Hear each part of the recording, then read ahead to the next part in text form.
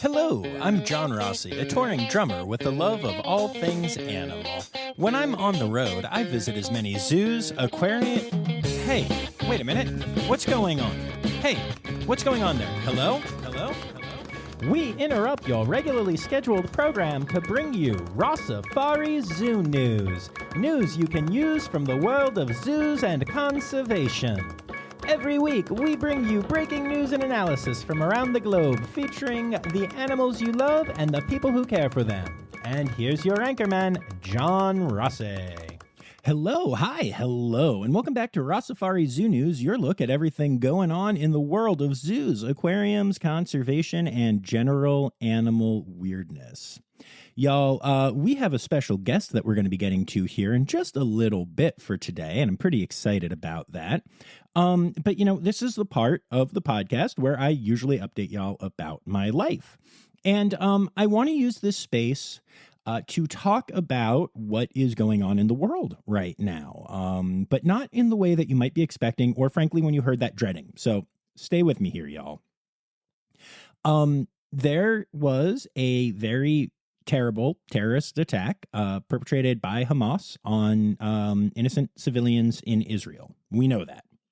And ever since then, the entire internet has decided to blow up and put their opinions out there. And these opinions are based on things that happened in 1917 and in 1944 and in 1942 and all these different things. And I keep seeing these posts, and I've even had a couple people reach out to me and say, hey, you haven't posted anything about this.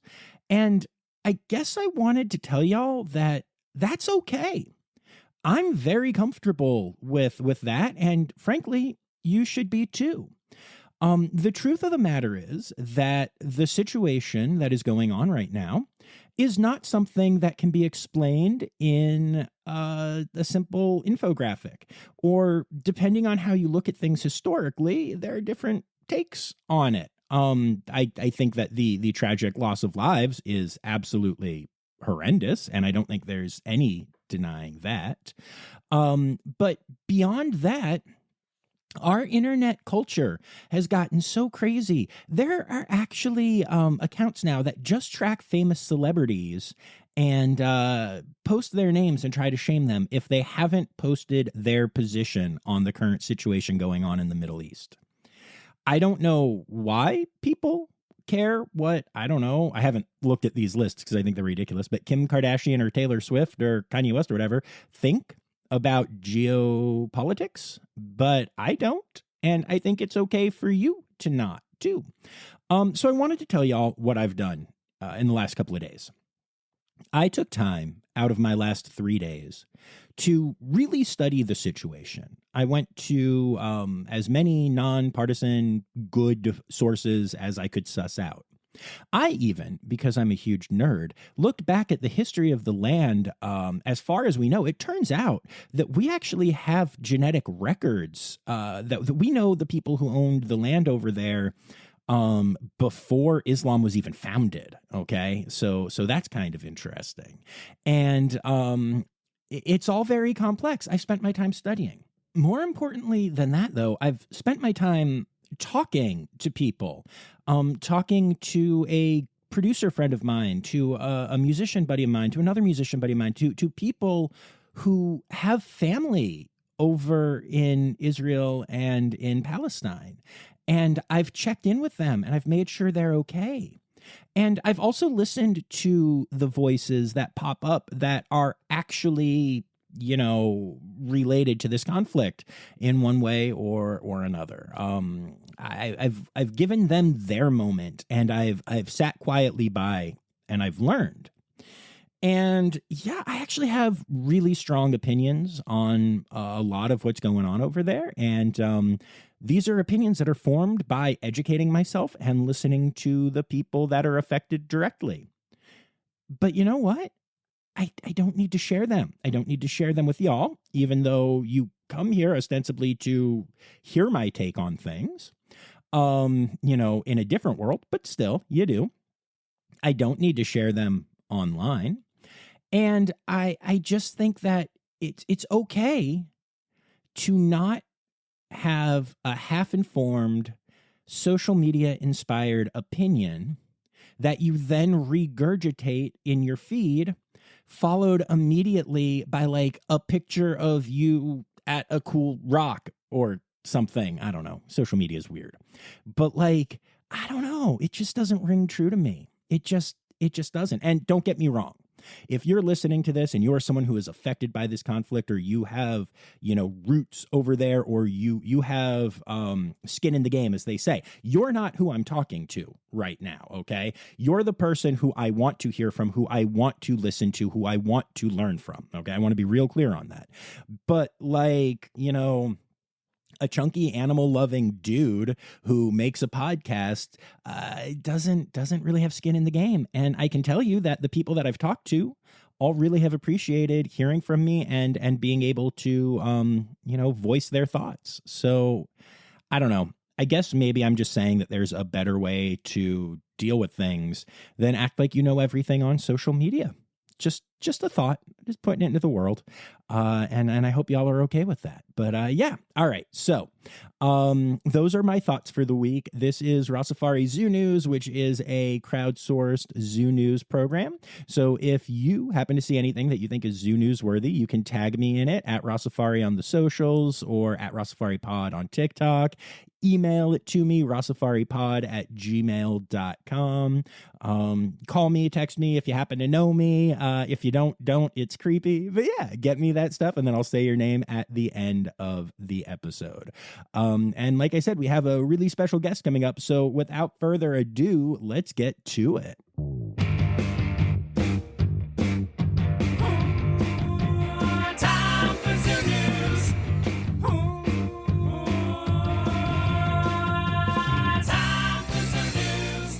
All right. And so it is our tradition to start off with births and deaths. And I'm only going to touch on a couple of these this week. So we're going to start off with a couple of births, both of which are rhinos.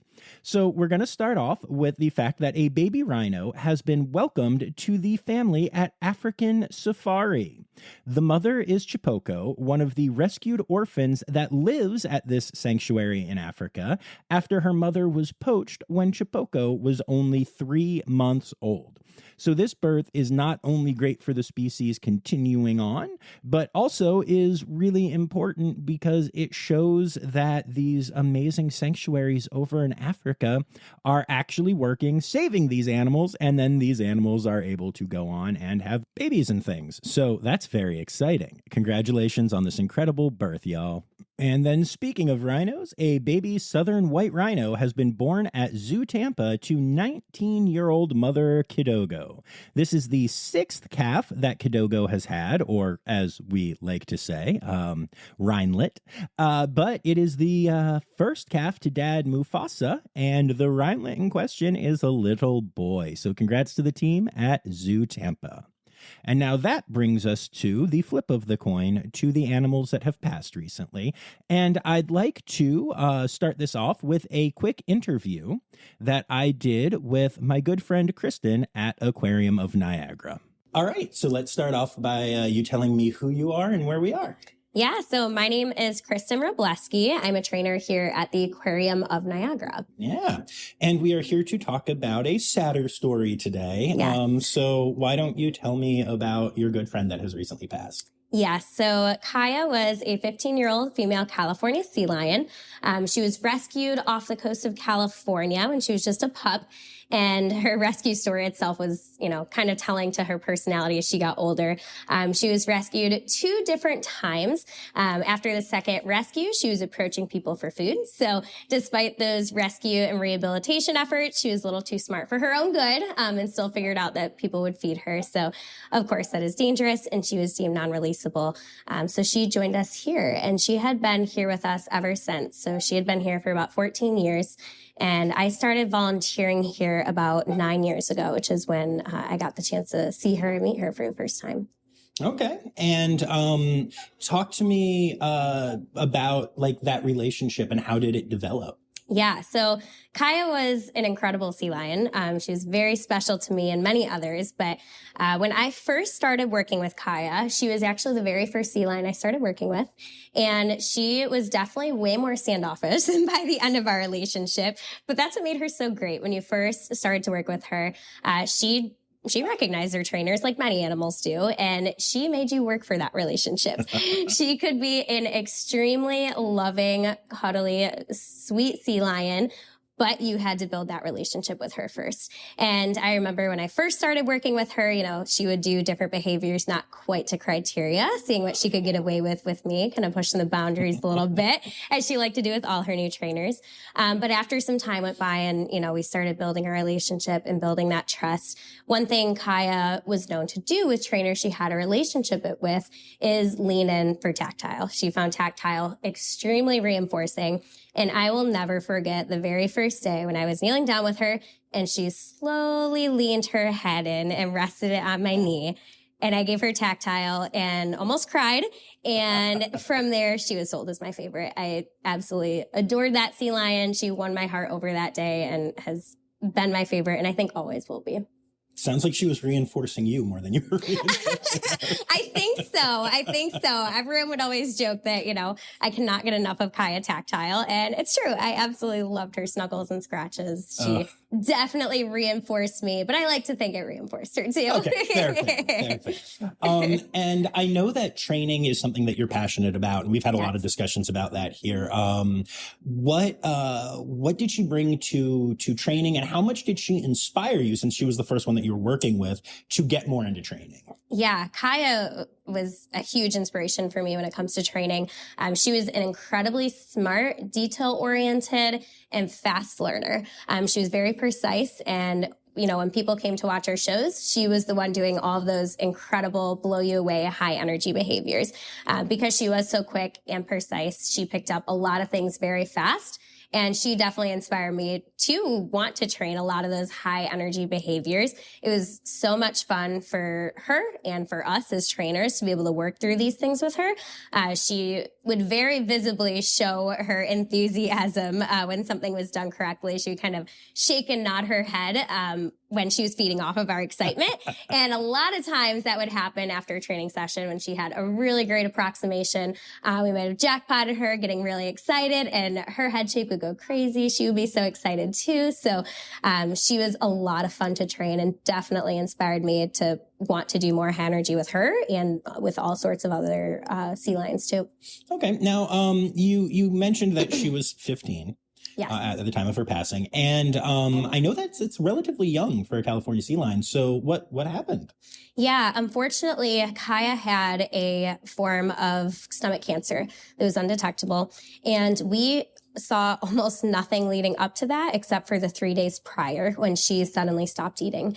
And in those 3 days, she declined rapidly. So it was really shocking to myself and all of the staff because she had stomach issues in the past before, but we did not know or were unable to detect that it was cancer.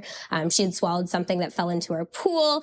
And yeah, unfortunately, we saw that in an x-ray, but she regurgitated it. So, and right after that, she went right back to being her normal self. So we thought everything was totally fine and normal. So this stomach cancer definitely threw all of us for a loop. It was very unexpected, but at least we had some answers. It was really sad and tough, but I think as a team, we were glad to know that there was something to point to and there was nothing we could have done, as much as I wish there would have been something we could have found and done to help prevent this, seeing after the fact that there is no way to detect this and nothing we could have done, somehow at least gives us some closure. No, absolutely. I'm curious, and I don't know. I don't even know if this is a weird question, but I'm a weird guy, whatever. But do you think it would you have preferred to have more advanced knowledge, or do you think that would have made it harder and this was at least like a thing, you know? Yeah. You know, it's funny you ask because I've thought about that myself too, of like, okay, say we did somehow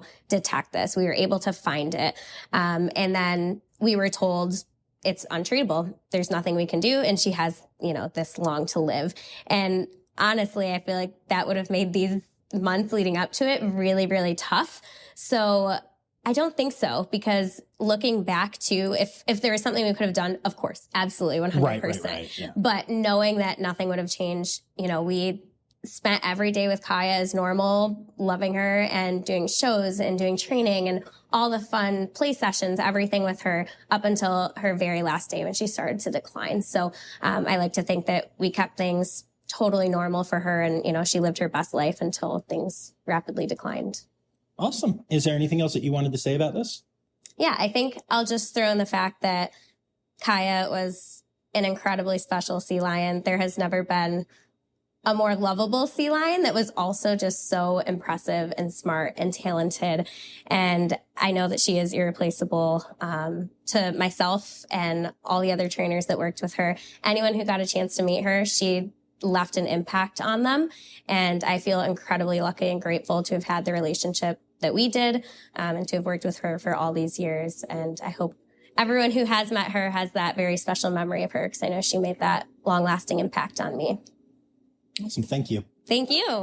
All right. Yeah. Thank you to Krystin and really everyone at Aquarium of Niagara for sharing that story and honestly so much of your facility with me. I love going there so much. I am such a proud member now, and the team that I have met there is just incredible. I hope we get a lot more content from that incredible facility, y'all. But moving on to a couple of the other deaths that we have to talk about this week, Mythic, a walrus at SeaWorld San Diego, passed away earlier this week. Mythic had lived at the facility since 2016 after being found as a non-releasable orphaned walrus calf.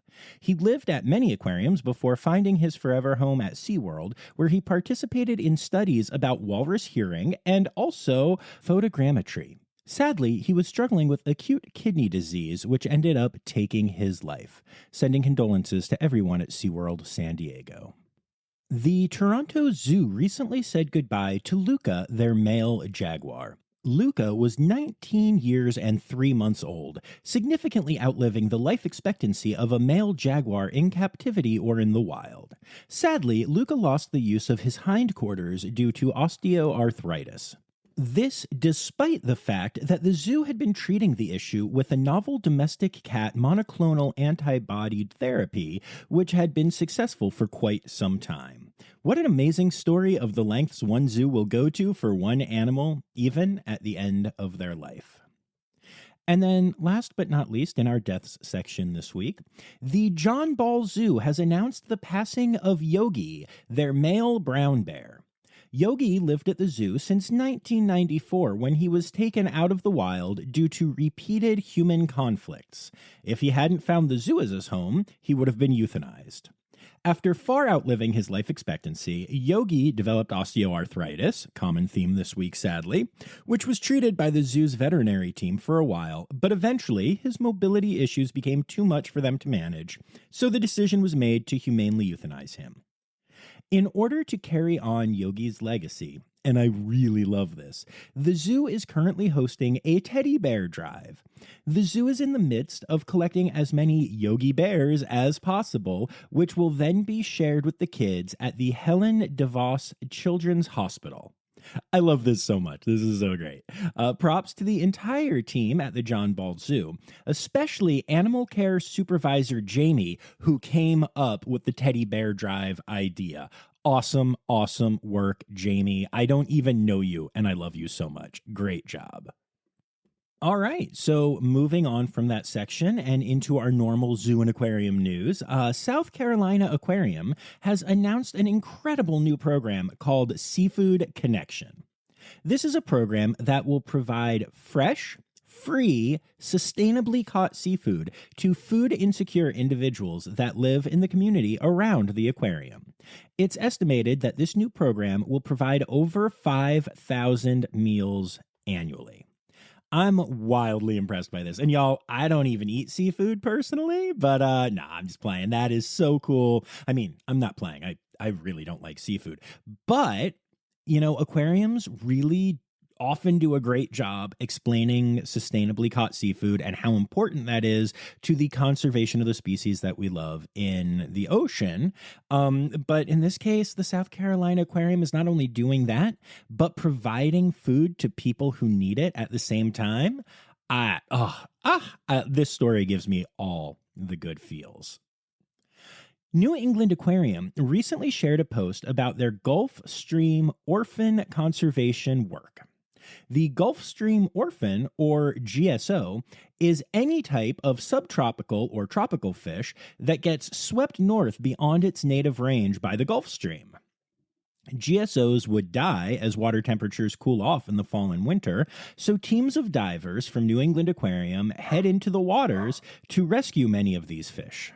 Since it is impossible to return these fish to their homes, since they don't even know where those are, the fish generally become part of the population at the aquarium, saving them from a certain freezing death in nature.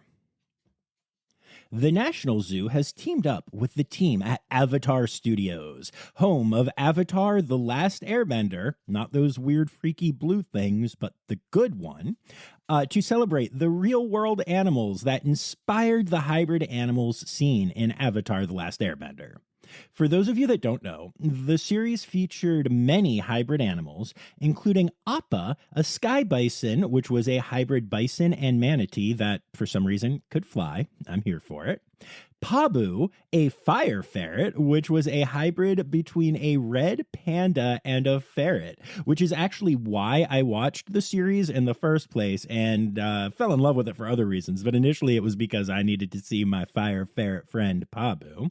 And they had all kinds of other really cool hybrid animals, including turtle ducks, armadillo bears, badger moles, goat gorillas, iguana parrots, and on and on. Seriously, if you haven't watched Avatar, you're missing out.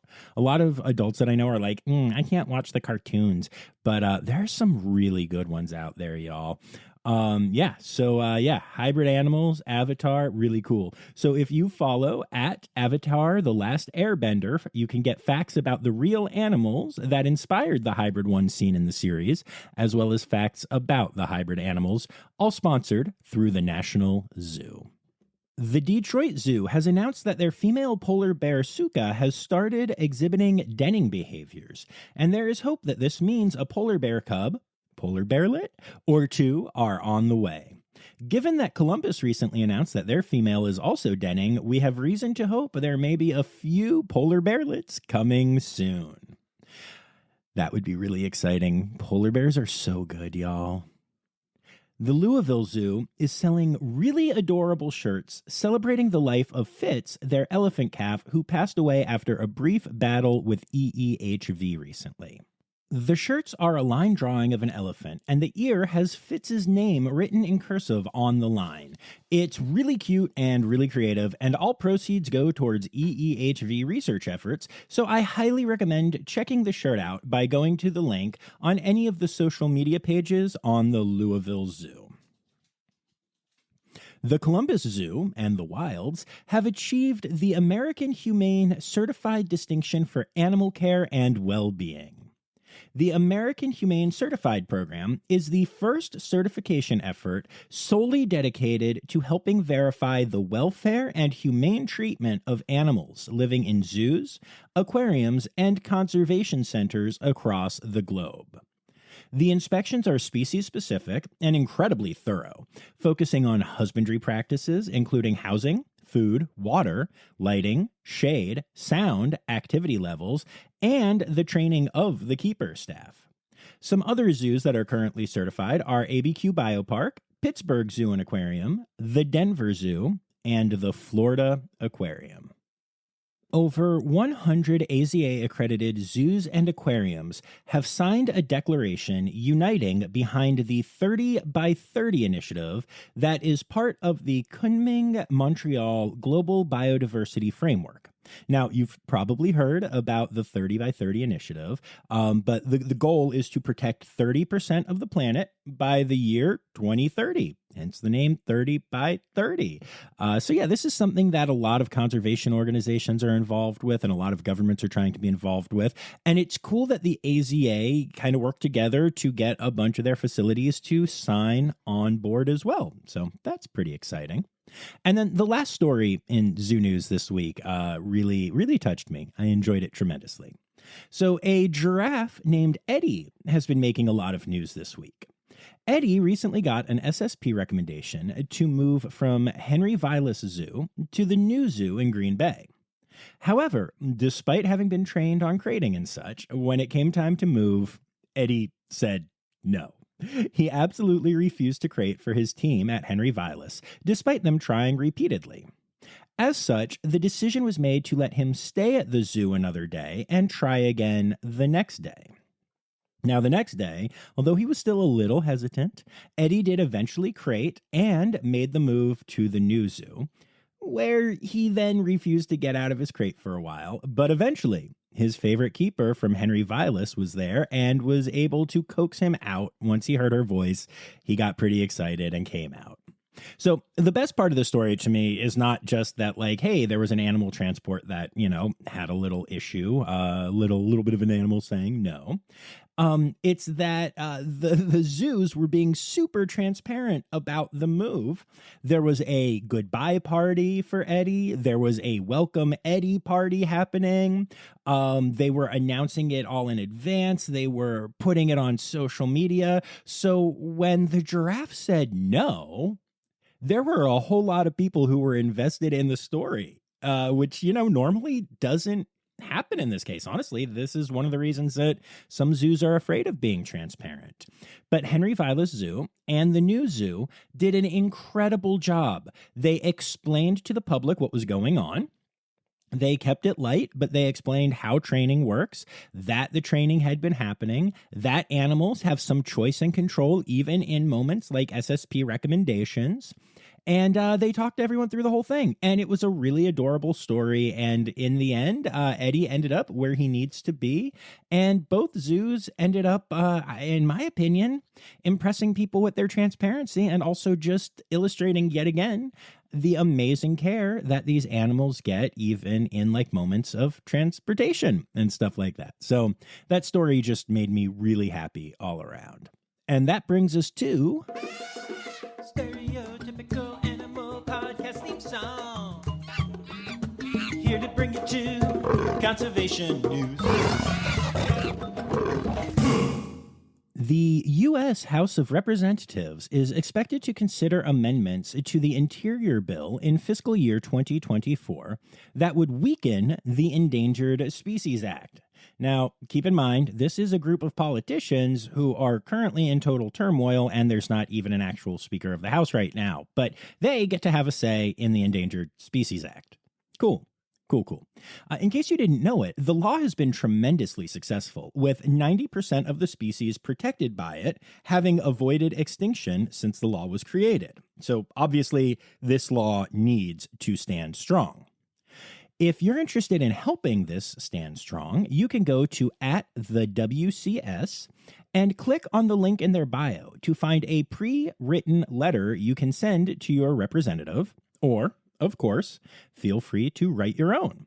I know it sounds quaint in today's charged political climate to write to a representative and think it will matter, but from everything that people who actually deal with these people tell me, it really can make a difference. So the WCS has the goal of getting at least 5,000 letters sent. Will you be one? I promise you I will. Join me? Let's do this. Let's help them out. A striped dolphin was found stranded on Litchfield Beach, South Carolina recently. It was pushed back into the water, where it appeared to go about its merry way, but the next day, the body of the dolphin was found washed back up in the same vicinity, with the dolphin having passed away in that time. This is the first time an event like this has happened in that area since 2015. Hopefully, this will prove to be just another one of those very rare stranding events that happen and not the start of a trend. A fluke, if you will. Get it? Fluke, dolphin. Anyway, but regardless, this is a great time to remind everyone that if you ever come upon what appears to be a stranded marine mammal or sea turtle, don't push it back into the water. Instead, find the local marine mammal rescue hotline. Basically, all beaches have them now, and reach out to those people as soon as possible. It is impossible to say whether a rescue intervention could have saved this dolphin's life, but it is certainly possible. And, not to say anything about this specific one, but in general, when pushing an animal back into the water, you can cause more damage. If they're having an issue, being in the water can actually hurt them more. So, just find the experts and call. That is my recommendation. And also, the recommendation of all of those marine mammal stranding hotlines. All right, so we've all seen the various bird-safe glass stickers and other measures taken to save birds. Have you ever wondered how effective those measures are? Well, here's a story that'll shed some light on that. So a convention center in Chicago, known as the McCormick Place Lakeside Center, stayed lit up at night one night despite having nothing going on inside it. Now, this was the evening of October 4th into the morning of October the 5th. At the same time, there was some really strong weather, and there also happened to be a mass bird migration happening, which is a very common event in the area. In total, more than 1,000 birds collided with the single building we are talking about, with 964 of them dying. 964 birds, y'all. One building. Now, in downtown Chicago that same night, an additional 750 birds were found injured or deceased, and those are just the ones that were found and documented by the groups that go out trying to find and document this information. Bird-friendly glass is easy. Turning lights off is easy. We simply have to do better, y'all. One of the things that is the hardest when it comes to discussing conservation is that so many of the harmful things people do seem sweet and harmless on the surface. Things like balloon releases and fireworks come immediately to mind. But now we're being told about another one by the Grand Canyon's social media page. Wow. Everyone really does have their own social media page now, huh? So it seems like a lot of people love going to areas with beautiful views and putting a lock, like a padlock, on the fencing with their partner. How romantic, right? Except that a lot of these people then take the keys from their locks and throw them into the canyon. I guess it's like a woo forever kind of thing, but they throw keys into a canyon. So they're just down on the ground, and guess what find shiny objects really interesting? Condors. The answer is condors. Actually, other animals too, but condors in this case are what we're talking about here. And so they will go down and they will put them in their beak and they will taste them and they will try them and they will eat them and they will die. So, other people have started throwing things like coins into the Grand Canyon as well. Which do they think it's just a really big well? I don't get it. And again, these are things that condors and other animals can be killed by. I've seen some people posting this story and saying, so, hey, put up your padlock and then keep the key, dummy, make jewelry out of it or something like that. And yes, that's a better choice. But I'll also tell you that the padlocks are shiny and interesting and new and can still attract condors, which will then try to bite them off of fences. Or a lot of times these fences aren't big, thick fences, but they're just wires. And then the birds can get caught up in the wires and stuff. So it's a cute idea, I guess, but how about we don't kill animals in the name of love? Just a thought. I know that. Okay, I'm being a little cynical here, y'all.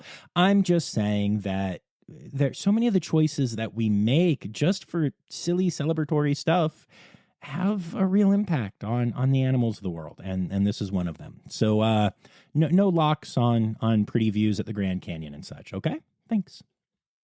And then last but not least, in conservation news this week, it feels like every week lately has featured a good conservation news story pertaining to rhinos, and so we're going to keep that trend going. Olpechida, which is an area of protected land in Kenya, has announced that there has been no poaching in their borders for 6 straight years now. That is incredible, as protected spaces in Africa are often huge and hard to fully protect and patrol and everything.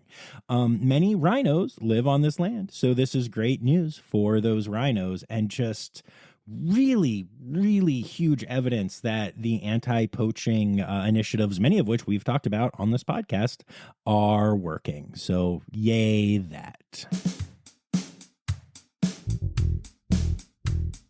It's time for other news.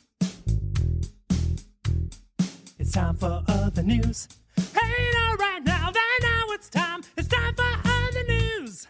Hey, it's a segue to the part called other news.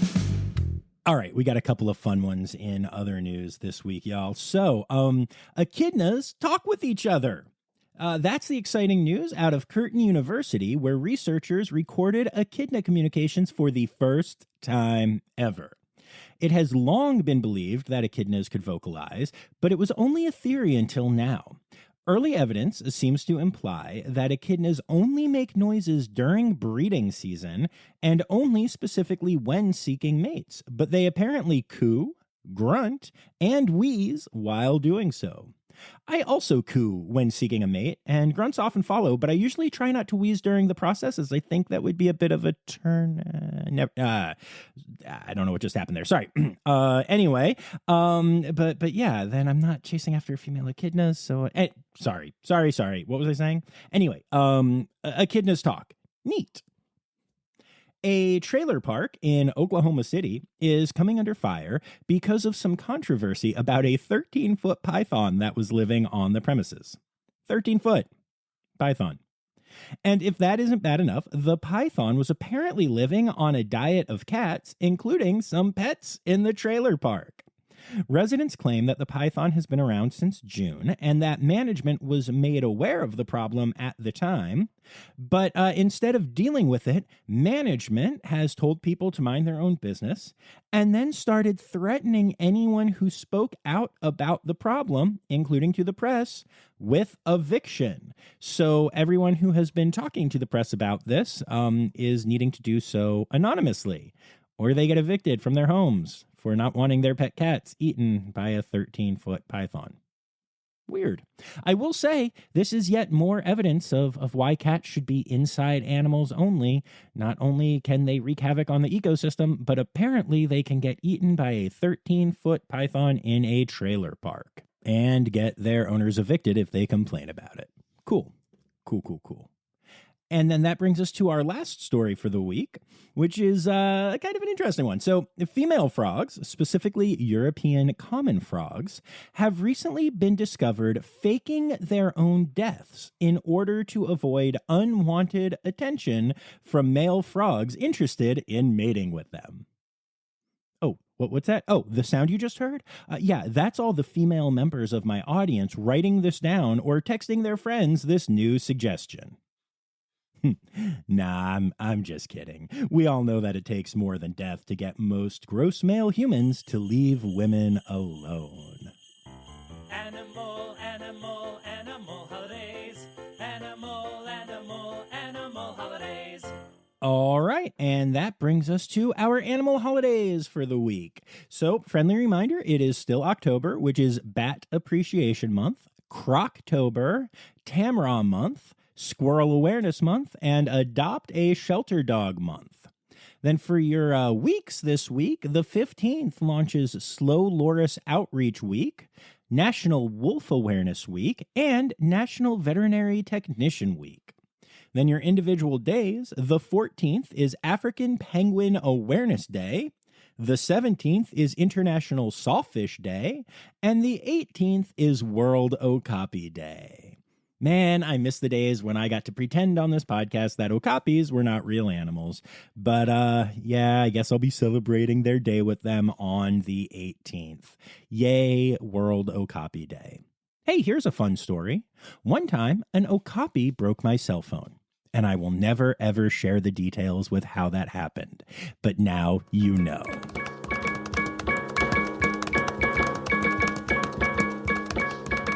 All right, so there you have it, folks. Another week of Rossifari Zoo news is in the books. And hey, something from last week that I wanted to mention. I mentioned an app that can track your steps and then will plant real trees when you reach certain milestones, and it's called Tree Card.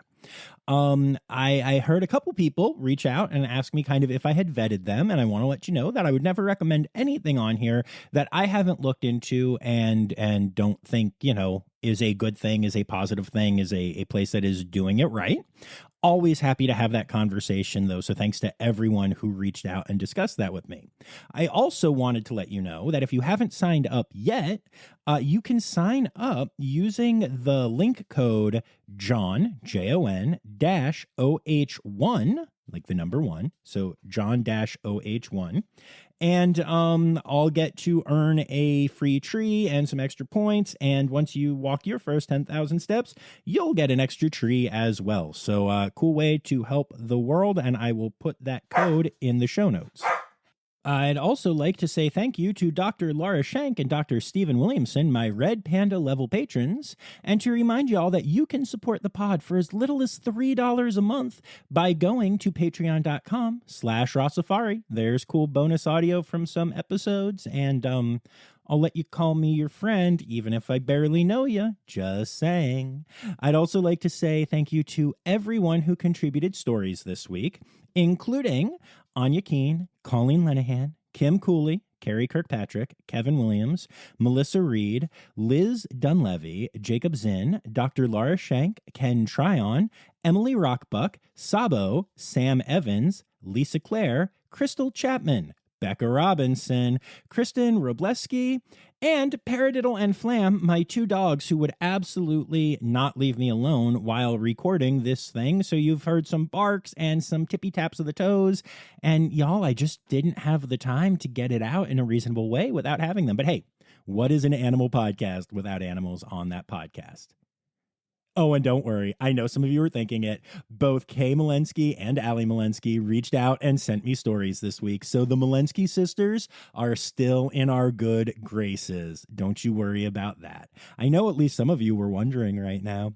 We'll keep having fun with those two for no reason other than because they were nice enough to contribute to my podcast. I'm a jerk. No, just kidding. I've talked to them both. They're very comfortable being characters on this podcast. Or at least that's what I'm telling y'all, so you don't abandon me. Anyway, friends, thanks for being here. And remember, the words newsy credits backwards are Steiderk Yiswen. The Rossifari podcast is produced, hosted, and engineered by John Rossi. Editing and fact-checking by John and Dr. Zoe Rossi. Our theme song is Sevens by Nathan Burke, performed by Nathan and John. Interrupting John theme and additional voices by Taylor Isaac Gray.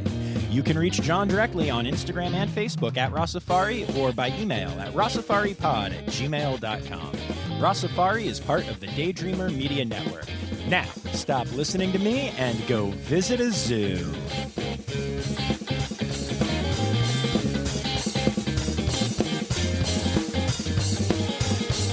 Luca was 19 years old and 3 months